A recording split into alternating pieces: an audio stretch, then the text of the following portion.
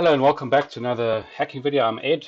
In the previous video we looked at creating a VBA macro in Word and popping a reverse shell on our culling machine.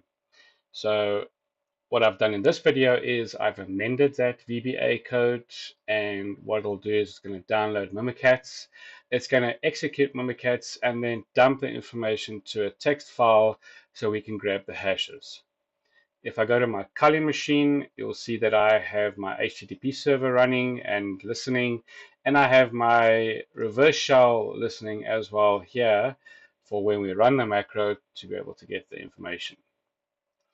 Now, if I go to my document and I open it, it should technically have run the macro.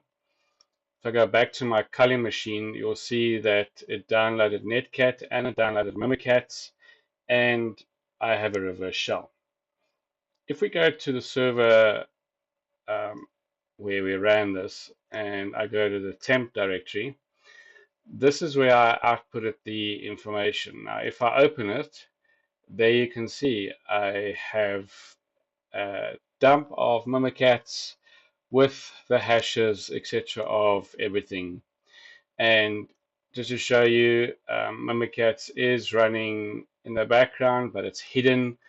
The user is unaware of what's going on. So technically, I wouldn't have a GUI interface on a machine if I was doing this, but if I went to C Windows temp and I did a directory listing, there you can see I have the Mimikatz output, and I could obviously then run this. I could do a cat Mimikatz output.txt.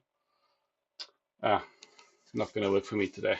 Okay, so you get the gist of it.